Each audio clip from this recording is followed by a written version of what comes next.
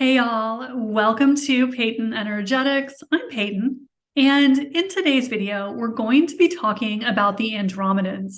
Now, this may be one of the star races that you're not quite so familiar with. We tend to be very familiar with certain star races. Usually it's the Pleiadians, the Sirians, and the Arcturians that we have most contact with. But today we're going to be talking about the Andromedans, and they are one of the most respected members of our star family. So today we're going to take a look at who the Andromedans are, where they come from, what their civilization is like, and what their role has been in helping Earth through the Ascension process. So when we talk about the Andromedans, one point of confusion that comes up a lot is the difference between Andromeda, the constellation, and Andromeda, the galaxy. So for purposes of what we're talking about today, we're going to be focusing on the constellation. So when the guides talk to us about the Andromedans, they tell us that one of the most important things to know about them is that they tend to be a race that is mostly nomadic. So what they mean by that is this is one of the star races, and there are a few others here and there, that tend to live mostly on ships, as opposed to being connected to a planetary body as we are here on Earth. And the Andromedans are one of these races. So they are known to live primarily on very large, what are called bioships. And the guides have said that these ships are sometimes as large as planets. So just take a second and let that sink in, what it would be like to be on a ship the size of a planet. So this is something that the Andromedans are very known for, is the building these large bioships. And the guides say that they can actually have millions of inhabitants on a single ship. So when we talk about the Andromedans, or when the guides talk about the Andromedans, one thing that's really important to understand about them is that this is a race that exists over many different dimensional levels. So unlike us here on Earth, who all of us humans are pretty much in the fourth dimension, not so with the Andromedans. So the guides like to explain, just to give us a little flavor of the star system they're talking about, that the Andromedans range from third dimension, although they say there are very few Andromedans still in 3D, all the way up through 12th dimension. So you can see that they cover a huge range of the dimensional scale. And so as we talk about them, as you can imagine, we can't say that the Andromedans are any one thing. So no one single description is going to sum up every single Andromedan. So the way the guides tackle this problem is by telling us about the Andromedans that are most relevant to us here on Earth, and those that are working most closely with us. And the guides are, of course, generally talking to us about the humanoid races. So that's what they're focusing on when they tell us about the Andromedans today. Now, when the guides talk about the Andromedans, they say that they are a predominantly humanoid species. So unlike some other star systems, say the Orion system or possibly even the Sirian system, when we talk about the Andromedans, the guides are generally talking about a humanoid-oriented star system. So some people have estimated that there are as many as 28 different races of humanoid Andromedan. Others put the number closer to 2. So it of course depends on your perspective. But they are said to be a predominantly humanoid species. So just know when we talk about the Andromedans that we're focusing on beings that are primarily humanoid. But because they span so many dimensions, we have Andromedans in all levels of physicality. So we have those that are still physical in nature or quasi-physical in nature. And we have those who are very high dimensional and have evolved out of the needs to have physical bodies. So today the guides are going to tell us a little bit about the more physically focused Andromedans. Now, when they talk about the Andromedans, they often describe the Andromedans as being blue in skin color. They're also said to be pretty tall compared to some of the other of our star family members.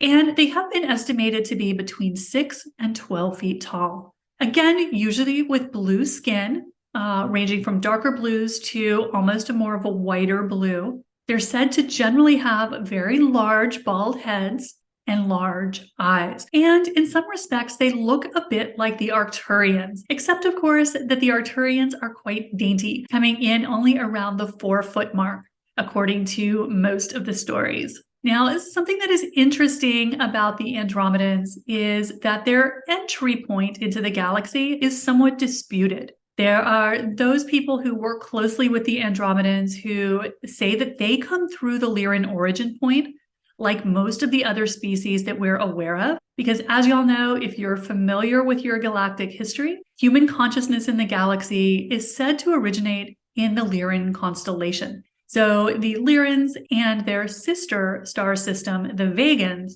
were the original source, according to most of our galactic history, of humanoid form throughout the galaxy.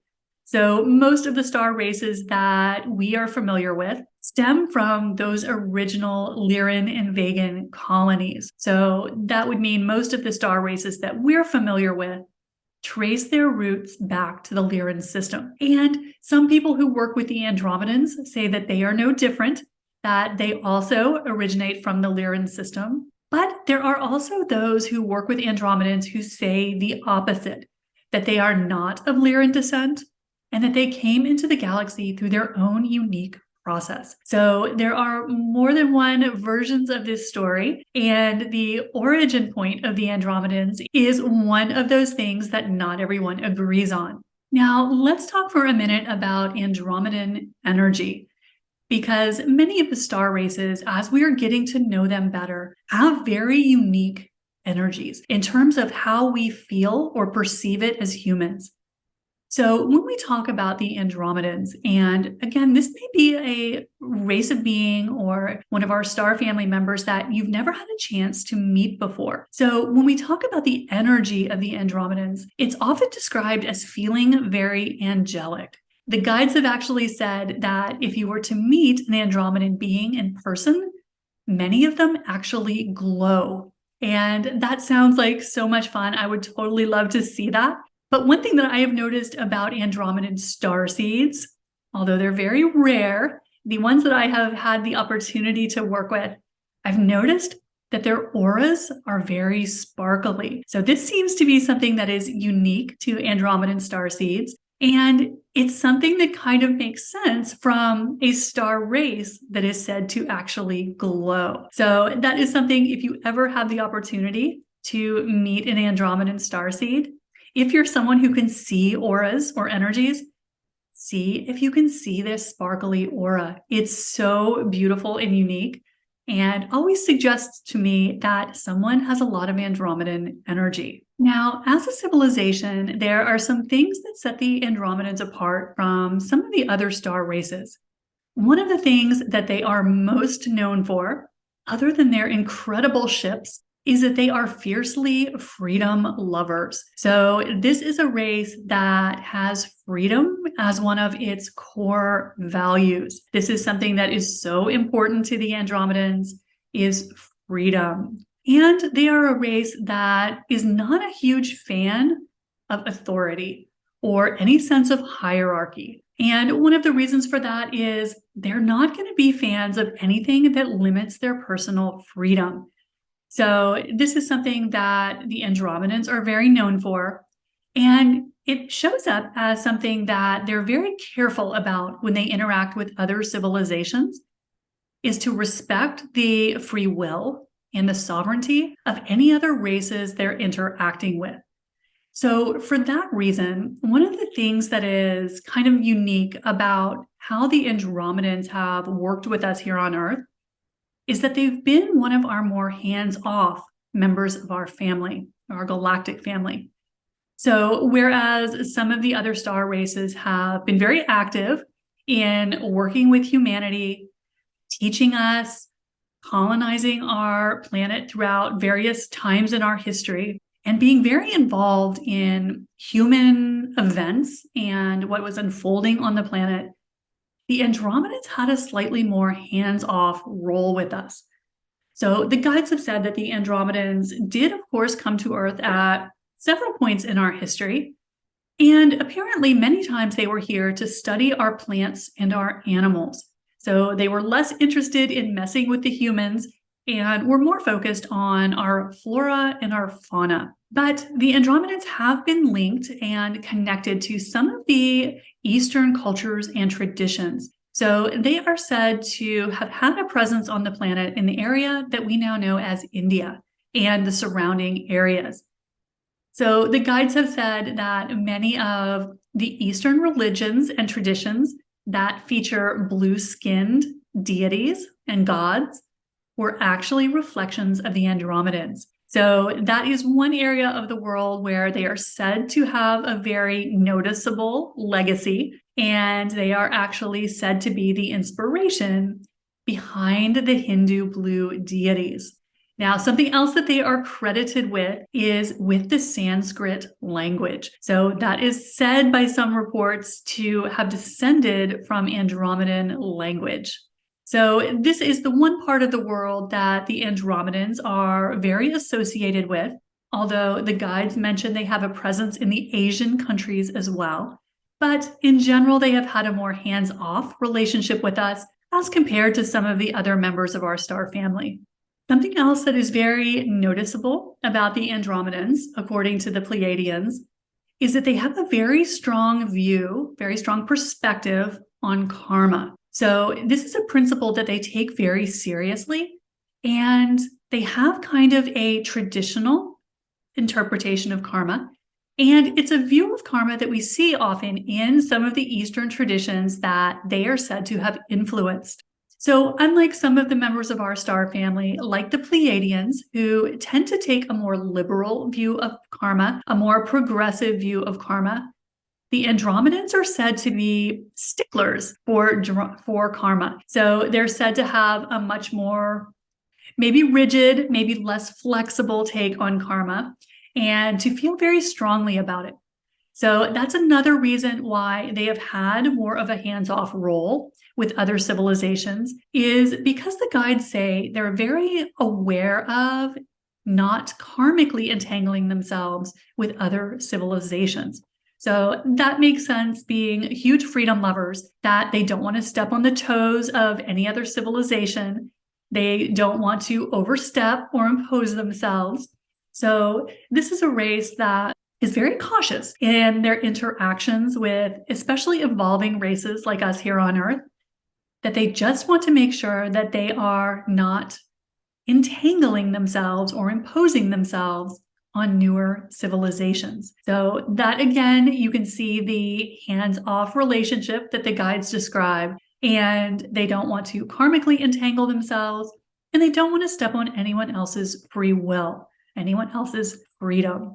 So the guides say that the Andromedans view themselves as peacekeepers, as overseers in the galaxy, but they want no responsibility for the development of other races. So it's something they're very cautious about. This is one of the star races that takes a very rigid view of the no contact protocols, and is not one that would be pushing the envelope as far as that goes, because again, they have such a huge respect for freedom, both their own and everyone else's. They're also known as being extremely logical. So as compared to some of the other star races that are very emotional, like the Pleiadians, very emotionally focused, the Andromedans come in at the other end of the scale. So they're said to be very, very neutral, very unbiased, to be very good at staying out of their ego.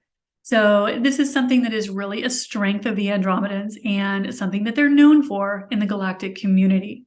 They're also known as being spiritual mentors throughout the galaxy. So it is said to be one of their great loves to share their spiritual knowledge with other races. But again, they draw that line at being responsible or taking on responsibility for other civilizations. So this is a race that loves to mentor, to share its knowledge. They have shared their technology widely throughout the galaxy. They are very, very respected for their technological advancements, and shipbuilding is one of the things that they are known to be galactic experts at. They have helped the Arcturians with that, but they are really masters of technology all around. The Pleiadians say that they got their immersion technology from the Andromedans.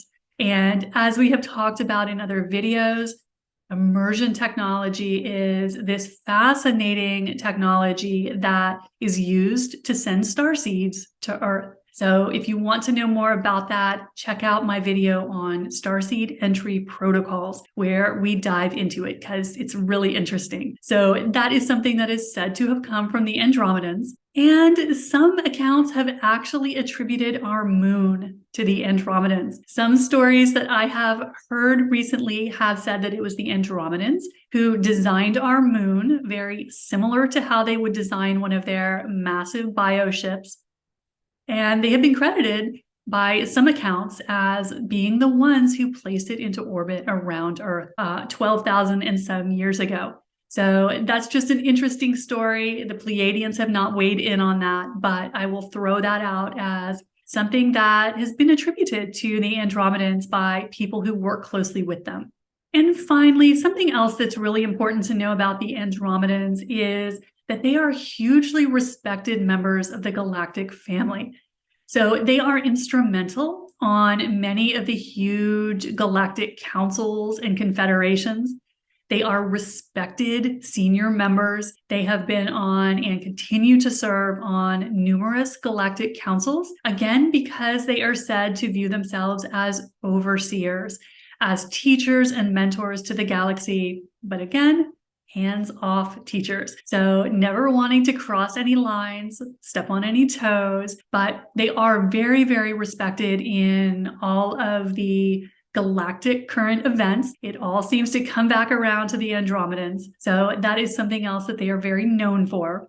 Something else that they are credited with creating is what is known as galactic holographic government. So the Pleiadians like to say there is a form of government that most advanced races use, or at least used at some point in their development. And this is often referred to as holographic government. So the guides tell us that this is where we are headed as our human collective evolves. And it is the Andromedans who are credited with creating it. And essentially the way this works is that the government is non-binding. It is made up of a series of councils from the very smallest layer that gets larger and larger as you go up the scale, where that is how they get business done. That is how disputes are solved, is through these overlapping layers of council, where you take your issue to the first layer of council. If it can't be resolved there, it moves up to the next level, which you can see some parts of that are present in our American government system. But what is unique about the holographic government system is that it's non-binding. Power doesn't sit in the hands of a few, and everything is completely transparent. So the way this looks in the Pleiadian system, and every race kind of adapts this and personalizes it in its own way. But the way this takes shape in the Pleiadian system, according to the guides, is that everything is resolved through these councils, which anyone can be on, even children, and disputes are resolved and decisions are made based on two things: common sense and whatever serves the whole. So the way this system looks in practice, the guides say, is there is no crime because everyone is freely given everything that they need. There are no politics the way we know it because everything is non-binding and no one has authority. The power is not held in the hands of the few, but through anyone who wants to participate. And everything is resolved on the basis of what serves the whole. So this is a system the guides say that we are moving toward, and it results in a system with there is no economy because you have anything you need.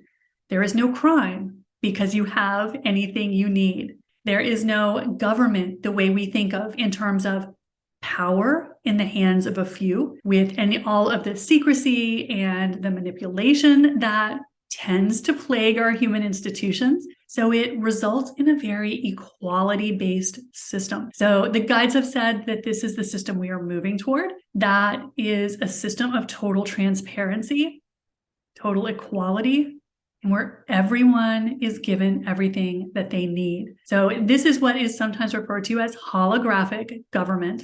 Although the word government doesn't really do it justice in my mind, this is, according to the guides, the direction that we are moving as well. And the Andromedans are often credited as the inventors of this system, which you will also see this same structure throughout many of the galactic confederations and councils. This is a very common organizational system in our galaxy. So again, the Andromedans are said to have created that, which you can see their love of freedom in the fact that power is not held in the hands of a few, but belongs to all. So that's something else that's kind of neat and unique about the Andromedans.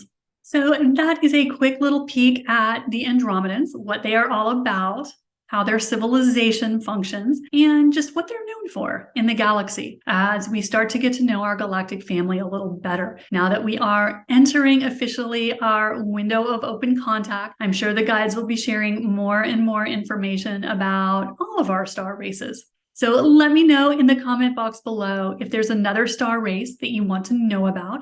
Drop that in the comment box below. And while you're down there, don't forget, hit the subscribe button and the like button if you haven't done that yet. I'll see you soon. Bye.